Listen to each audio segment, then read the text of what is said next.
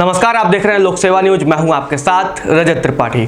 उत्तर प्रदेश में पूर्वांचल के mafia don और बीएसपी विधायक मुख्तार अंसारी को सुप्रीम कोर्ट से पिछले दिनों तगड़ा झटका लगा है। सुप्रीम कोर्ट ने माफिया डॉन मुख्तार अंसारी को यूपी लाने के लिए प्रयागराज के एमपी एमएलए स्पेशल कोर्ट में 2 हफ्ते निर्णय लेने का आदेश दे दिया है। सुप्रीम कोर्ट ने बांदा जेल अधीक्षक को भी मुख्तार अंसारी को जेल में रखे जाने को लेकर तैयारी करने को कहा है। दरअसल बांदा जेल से ही मुख्तार अंसारी को पंजाब की रोपड़ जेल में शिफ्ट किया गया था। हालांकि यूपी में पहले बांदा जेल लाए जाने के बाद मुख्तार अंसारी को किस जेल में रखना है, ये प्रयागराज की एमपी एमएलए स्पेशल कोर्ट ही तय करेगी। बहरहाल हम आपको बताने जा रहे हैं कि बाहुबली मुख्तार अंसारी के खिलाफ प्रयागराज की एमपी एमएलए कोर्ट में कौन कौन से मुकदमे चल रहे हैं, इन मुकदमों में मुख्तार अंसारी पर कितने गंभीर आरोप हैं, मुकदमों का स्टेटस यानी मौजूदा स्थिति क्या है और फैसला खिलाफ आने पर उसे इन मामलों में अधिकतम कितनी सजा हो सकती है, इसके बारे में बहुत ही कम लोगों को जानकारी है और ये जानकारी हम आपको विस्तार से देने जा रहे हैं। मुख्तार के खिलाफ प्रयागराज की एमपी एमएलए स्पेशल कोर्ट में कुल 19 मुकदमे लंबित हैं। इनमें से डबल मर्डर का एक मामला फाइनल स्टेज पर है, जिसका ट्रायल लगभग पूरा हो चुका है और फैसला कभी भी आ सकता है। इसके अलावा बाकी 9 मुकदमों में से 6 में इन दिनों गवाही के साथ ट्रायल चल रहा है। बाकी 3 मुकदमों में अभी अदालत ने मुख्तार पर चार्ज फ्रेम यानी आरोप ही तय नहीं किए हैं। 10 मुकदमों में से अकेले 4 गैंगस्टर के हैं। गैंगस्टर के 3 मुकदमे गाजीपुर जिले के हैं, जबकि 1 मऊ जिले का है। इसके अलावा मुख्तार पर हत्या और जानलेवा हमले के भी मुकदमे चल रहे हैं। मऊ जिले के दक्षिण टोला थाने में दर्ज एफआईआर में तो मुख्तार को उम्र कैद से लेकर फांसी तक की सजा हो सकती है।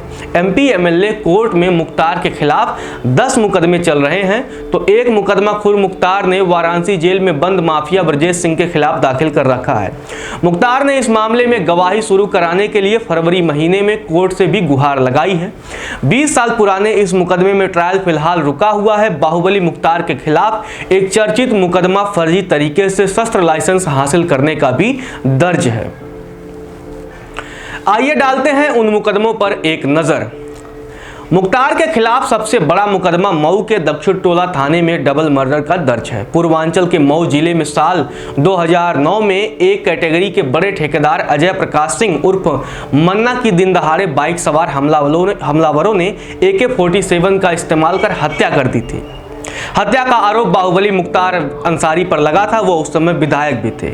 इस मर्डर केस में मन्ना का मुनीम राम सिंह मौर्य चश्मदीद गवाह था। गवाह होने के चलते राम सिंह मौर्य को सतीश नाम का एक गनर भी दिया गया था। साल भर के अंदर ही आरटीओ ऑफिस के पास राम सिंह मौर्य और गनर सतीश को भी मौत के घाट उतार दिया गया था। इस मामले में भी मुख्तार अंसारी और उसके करीबियों के खिलाफ केस दर्ज हुआ था। इस मुकदमे का ट्रायल अब आखिरी दौर में है और 3-4 सुनवाई के बाद महीने 1.5 महीने बाद ही इस पर फैसला आ सकता है। इस मामले में मुख्तार पर जेल में रहते हुए हत्या की साजिश रचने का आरोप है। हत्या का एक और मुकदमा वाराणसी जिले का है। यह मामला कांग्रेस के नेता अजय राय के भाई की हत्या से जुड़ा हुआ है। इस मामले में चेतगंज थाने में एफआईआर दर्ज हुई थी। यह मुकदमा इस वक्त गवाही में चल रहा है। मामले से जुड़ी तमाम फाइल अभी वाराणसी कोर्ट से ही स्पेशल एमपी एमएलए कोर्ट में भी नहीं आ सकी है। कांग्रेस नेता अजय राय इस मामले में वादी और गवाह दोनों हैं। इस मामले में भी तेजी से सुनवाई चल रही है। तीसरा मुकदमा आजमगढ़ जिले में हुई हत्या से जुड़ा हुआ है। मुख्तार पर इस मामले में आईपीसी की धारा 302 यानी हत्या और 120B यानी साजिश रचने का आरोप है। इस मामले की एफआईआर आजमगढ़ के तरवा थाने में दर्ज हुई थी। मुकदमा यूपी सरकार बनाम राजेंद्र पासी व अन्य नाम से चल रहा है। इस मामले में अभी मुख्तार पर आरोप तय नहीं हुए हैं। मुख्तार के खिलाफ चौथा मुकदमा हत्या के प्रयास से जुड़ा हुआ है। यह मामला गाजीपुर के मोहम्मदाबाद थाने में आईपीसी की धारा 307 और 120B के तहत दर्ज हुआ था। मुकदमे की प्रक्रिया साल 2010 में ही शुरू हो गई थी। इसमें मुख्य आरोपी सोनू यादव केस से बरी हो चुका है। मुख्तार का मामला अभी ट्रायल की स्टेज पर ही है और काफी दिनों से इस पर सुनवाई भी ठप पड़ी हुई है। मुख्तार के खिलाफ 5वां मामला फर्जी शस्त्र लाइसेंस हासिल करने से जुड़ा हुआ है। यह मुकदमा गाजीपुर के मोहम्मदाबाद थाने में दर्ज हुआ था। इसमें मुख्तार के खिलाफ 2 केस दर्ज हुए हैं। पहला आईपीसी की धारा 419 420 और 467 यानी धोखाधड़ी व फर्जीवाड़े का है, तो दूसरा आर्म्स एक्ट से जुड़ा हुआ है। इस मामले में अभी मुख्तार पर अदालत से आरोप तय होना बाकी है। आरोप तय होने के बाद ही ट्रायल यानी मुकदमा शुरू होगा।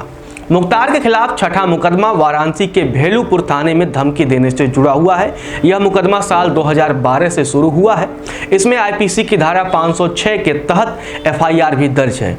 इस मामले में अभी मुख्तार पर आरोप तय नहीं हुए हैं। मुकदमे का केस नंबर 354/12 है। मुख्तार के खिलाफ इलाहाबाद की स्पेशल एमपी एमएलए कोर्ट में गैंगस्टर के 4 मुकदमे चल रहे हैं। इन चारों में आरोप पत्र दाखिल हो चुके हैं। अदालत ने चारों मामलों में मुख्तार पर आरोप भी तय कर दिए हैं। 4 में से 3 मामले गाजीपुर जिले के अलग अलग थानों के हैं, जबकि चौथा मऊ जिले का है। पहला मामला गाजीपुर के कोतवाली थाने का है। इस मामले में आरोप पत्र दाखिल है और मामला साक्ष्य यानी ट्रायल के स्तर पर चल रहा है। मुकदमे का नंबर 7/12 है। मुख्तार के खिलाफ 8वां मामला भी गैंगस्टर का ही है। यह मामला गाजीपुर के करांडा थाने से जुड़ा हुआ है। इस मामले में आरोप तय हैं और मुकदमे का ट्रायल पेंडिंग है। स्पेशल ट्रायल के इस मुकदमे का नंबर 557/12 है। मुख्तार के खिलाफ 9वां मामला भी गैंगस्टर एक्ट के तहत ही दर्ज की गई है। इस मामले में गाजीपुर के मोहम्मदाबाद कोतवाली में भी केस दर्ज किया गया था। यह मुकदमा भी ट्रायल के लेवल पर है। इसका केस नंबर 90/12 है। मुख्तार के खिलाफ 10वां और आखिरी मुकदमा भी गैंगस्टर एक्ट का ही है। इस मामले में मऊ जिले के दक्षिण टोला थाने में केस दर्ज है।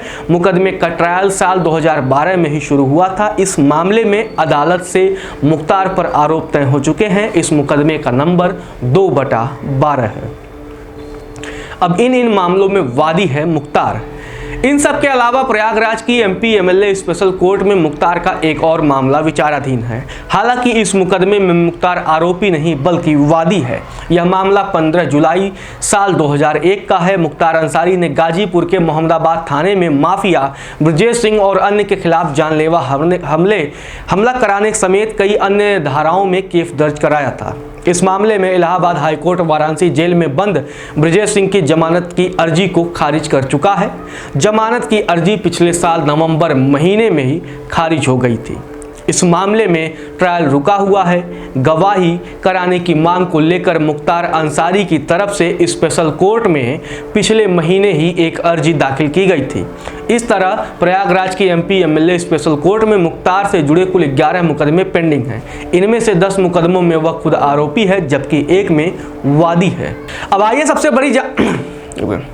अब आइए जान लेते हैं कि यूपी सरकार मुख्तार अंसारी के पीछे क्यों पड़ी हुई है। यूपी सरकार की दिलचस्पी मुख्तार के उन्हीं 10 मुकदमों में से है जो उसके खिलाफ चल रहे हैं। सरकार की मंशा इस मामले में मजबूती पैरवी कर मुख्तार को सजा दिलाने की है।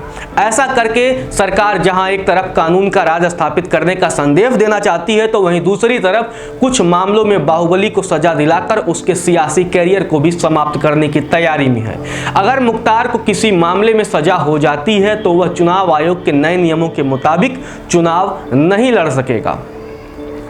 अब क्या कहते हैं जिला शासकीय अधिवक्ता इस मामले में, यह भी जान लेते हैं। प्रयागराज की एमपी एमएलए स्पेशल कोर्ट में मुख्तार के मामलों में राज्य सरकार की ओर से पैरवी कर रहे जिला शासकीय अधिवक्ता फौजदारी गुलाब चंद्र अग्रहरी के मुताबिक सरकार की मंशा के मुताबिक मुकदमों में तेजी लाने और मजबूती से पक्ष रखने के लिए ठोस कवायद की जा रही है। उनके मुताबिक मुख्तार के पंजाब जेल में होने और इलाहाबाद की कोर्ट में पेश न होने से कुछ मामलों में कानूनी पेचीदगियां जरूर आ रही है, लेकिन बाकी मामलों में मजबूत पैरवी के जरिए बाहुबली को सजा दिलाने के पुख्ता इंतजाम किए गए हैं। उन्होंने कहा कि मुख्तार अंसारी को यूपी लाए जाने के बाद कानूनी अड़चनें भी खत्म हो जाएंगी और मुकदमों के निस्तारण में तेजी लाई जाएगी। वहीं क्रिमिनल मामलों के जानकार अधिवक्ता एसएम नसीम के मुताबिक एमपी एमएलए स्पेशल कोर्ट में मुख्तार अंसारी के खिलाफ जो भी मामले हैं उसमें उसे उम्र कैद से लेकर फांसी तक की सजा भी हो सकती है। उनका कहना है कि मुख्तार को कुछ मामलों में सजा होने का एहसास भी है और इसी वजह से वह यूपी आने से बच रहा है। उनके मुताबिक यहाँ के किसी भी मामले में मुख्तार पर सीधे तौर पर हत्या के मामले में शामिल होने का आरोप नहीं है। ऐसे में सिर्फ साजिश रचने के आरोप में दोषी होने पर भी उसे अधिकतम उम्र कैद तक की सजा होने की ज्यादा उम्मीद है। फिलहाल के लिए इतना ही। आप देखते रहिए लोक सेवा न्यूज।